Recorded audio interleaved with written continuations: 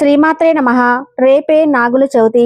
ఇంట్లో ఆడవాళ్ళు పొరపాటున ఈ కూర వండితే నాగసర్ప దోషాలు, జన్మజన్మల దరిద్రం పడుతుంది. రేపే నాగుల చవితి. పరమ పవిత్రమైన రోజు. ఇంట్లో ఆడవాళ్ళు పొరపాటున ఈ కూర వండితే మహాపాపం చుట్టుకుంటుంది. ఈ రోజు ఈ కూరను వండినా తిన్నా నాగదోషాలు, సర్పదోషాలు కలుగుతాయి. జన్మజన్మల దరిద్రం పడుతుంది. కనుక నాగుల చవితి రోజు ఎవరూ కూడా ఈ కూరను వండవద్దు, తినవద్దు. కాదని ఈ కూరను వండినా తిన్నా దరిద్రం పడుతుంది. చేతిలో రూపాయి కూడా మిగలదు. అప్పుల పాలైపోతారు.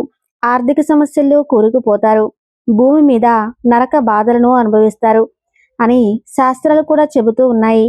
మరి ఇంతకీ నాగుల చవితి రోజు ఏ కూరను తినకూడదు అనే విషయాన్ని ఇప్పుడు మనం ఈ వీడియోలో వివరంగా తెలుసుకుందాం. ముందుగా అందరూ ఈ వీడియోకి లైక్ చేసి ఓం నమః శివాయ అని కామెంట్ చేయండి. కార్తీక శుద్ధ చతుర్థి రోజు నాగుల చవితి పండుగ జరుపుకుంటారు. దీపావళి తర్వాత వెంటనే వచ్చే చక్కటి పండుగ నాగుల చవితి. కార్తీక మాసం శివకేశులకే కాక సుబ్రహ్మణ్యేశ్వర స్వామివారికి కూడా విశేషమైనదిగా చెప్పుకోవచ్చు.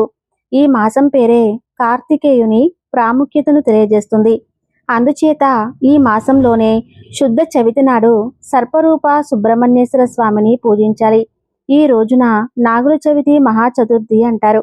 ఈ రోజు పచ్చి చలిమిడి చేసుకుని ఆవు పాలు, పూలు, పండ్లు కూడా తీసుకుని పాము పుట్ట దగ్గరకు వెళ్ళి నాగదేవత వద్ద దీపారాధన చేసి పూజ చేసి పుట్టలో ఆవు పాలు పోసి చలిమిడి, చిమ్మిలి నైవేద్యంగా సమర్పిస్తూ ఉంటారు.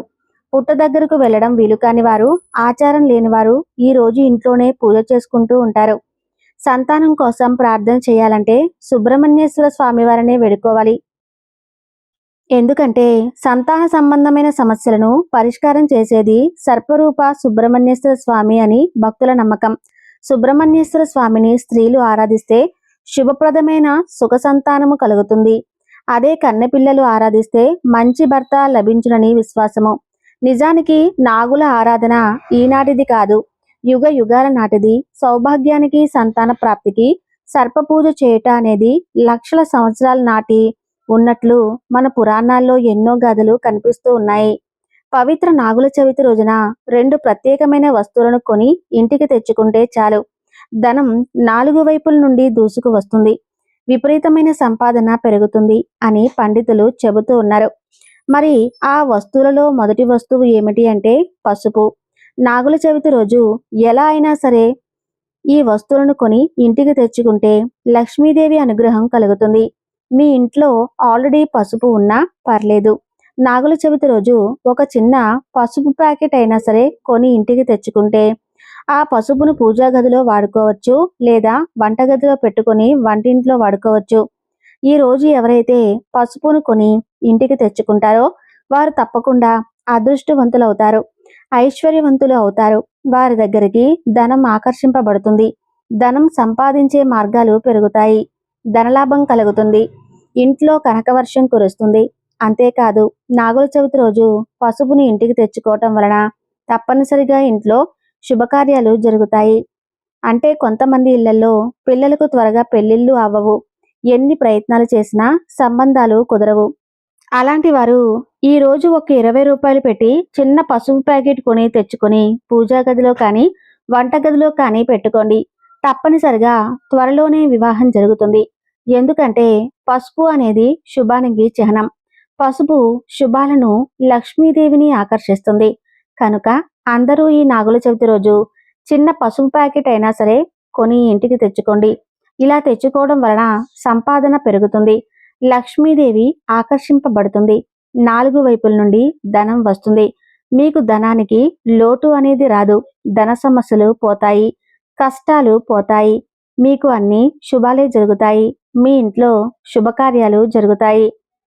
ఇక నాగుల చవితి రోజు ఇంటికి తెచ్చుకోవలసిన రెండో వస్తువు ఏమిటి అంటే నువ్వులు. నువ్వులు అంటే తెల్ల నువ్వులు తెచ్చుకోవాలి. నల్ల నువ్వులు తెచ్చుకోకూడదు. తెల్ల నువ్వులను కొని ఇంటికి తెచ్చుకుంటే మీకు ఉండే సర్పదోషాలు పోతాయి.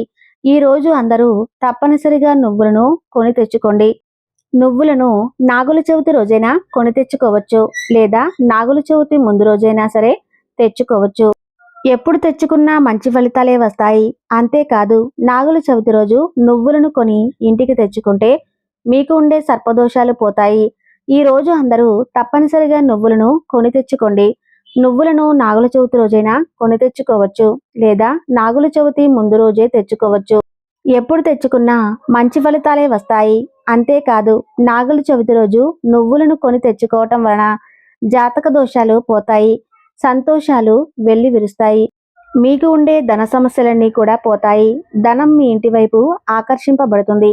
ధన ద్వారాలు తెరుచుకుంటాయి. సకల ఐశ్వర్యాలు సిద్ధిస్తాయి.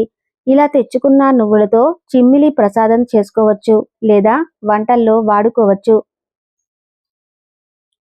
నాగుల చవితి రోజు మాత్రం తప్పనిసరిగా నువ్వులు తెచ్చుకోవాలి, లేదా నాగుల చవితికి ముందు రోజున తెచ్చుకోవాలి.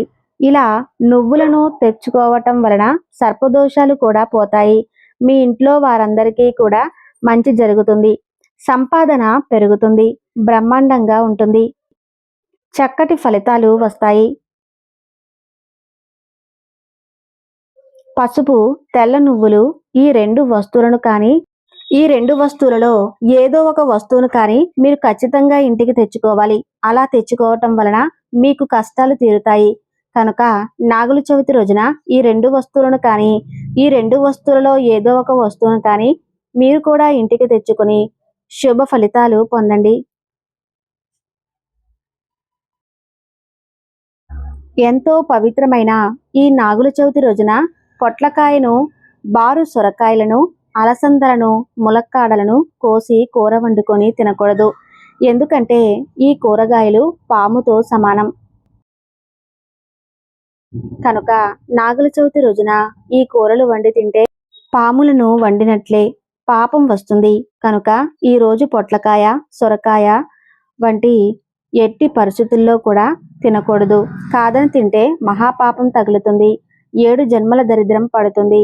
చేతిలో పైసా కూడా మిగలదు. కాబట్టి ఎవరు కూడా ఈరోజు ఈ కూరలను తినవద్దు. వీటితో పాటు నాన్ వెజ్ కూడా తినకూడదు. అంటే గుడ్లు, మాంసం, చేపలు, రొయ్యలు, పీతలు ఇలాంటివి ఏమీ కూడా తినకూడదు. ఈ రోజు తెలియక ఈ కూరగాయలను కానీ, మాంసాహారాన్ని కానీ తింటే నాగదేవతల ఆగ్రహానికి గురవుతారని శాస్త్రాలు చెబుతున్నాయి. కాబట్టి ఈ రోజు ఈ కూరలను ఏ రూపంలోనూ కూడా తినకండి. కోరి కోరి కష్టాలు తెచ్చుకోకండి. అలాగే ఈరోజు చాకుతో, కత్తిపీటతో, కత్తెరతో ఏమీ కోయకూడదు. బంగాళదుంపలు వంటివి ఉడకబెట్టుకొని చేతితో నలుపుకొని వంట చేసుకుని తినవచ్చు. కాబట్టి ప్రతి ఒక్కరూ ఈ నియమాలను పాటించి సర్పరూప సుబ్రహ్మణ్యేశ్వర స్వామి అనుగ్రహాన్ని పొంది సుఖ సంతోషాలతో, సిరి సంపదలతో ఆనందంగా జీవించండి. ఎంతో విలువైన సమాచారాన్ని తెలుసుకున్నారు కదూ. ఈ వీడియో మీకు నచ్చితే తప్పకుండా లైక్ చేసి ఓం నమః శివాయ అని చెప్పి చిన్న కామెంట్ చేయండి. ధన్యవాదాలు.